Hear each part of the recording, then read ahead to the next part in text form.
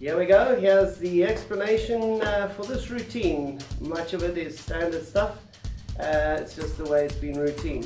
The ending, as far as I know, is unique to me, and it came up when I was in the shopping centres in Dubai. What you need, obviously in the premise of the character, he's got glasses and he's doing a bit of cleaning. You need sponge balls, sets 2 in each pocket, depending on the routine you're going to use.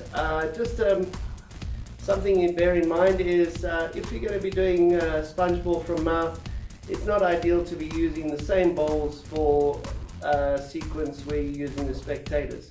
Obviously that's a hygiene situation. You need to have a bouncy ball in your hat, which is on the head already.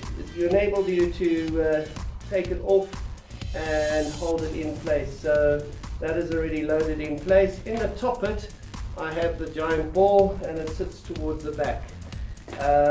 If you're going to do the final sequence, which what I did was you would obviously need a chop cup at a later stage.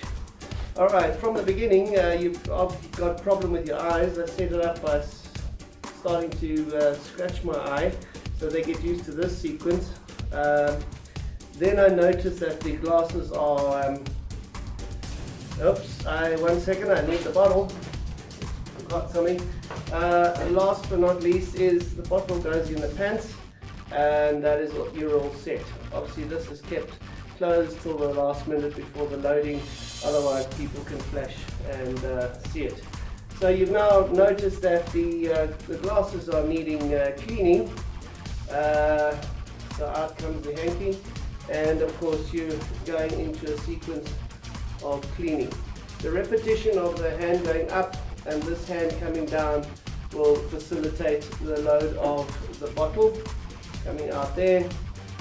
On the pausing then, you can even drop your hand down from here, carrying on, and then you can produce the bottle. So that's the first production of the bottle. You then still got a problem with your eyes, so you're scratching away, and this gets a great reaction is you then scratch through the glasses. An old classic gag, but still one to do. You're noticing it. I've now obtained the ball from this pocket and I'm producing. Reacting to it, tastes quite tasty. Now from here I'm getting another one out and I'm going into a classic ball from mouth sequence. You're basically pushing this ball into your mouth at the same time as taking this one, exposing this one.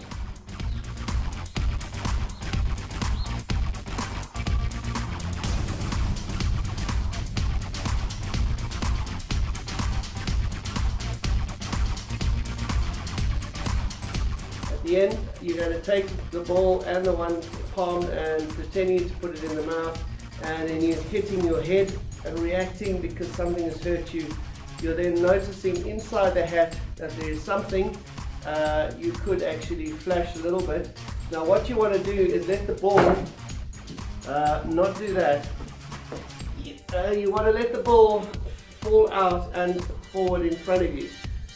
What that does is it allows you to load the big ball. So you're tipping it out like this and then reaching in and grabbing the big ball. Everybody is looking at the bouncy ball, and you can then hold this in place, ready to hit it on your head like that, or the chop cup routine.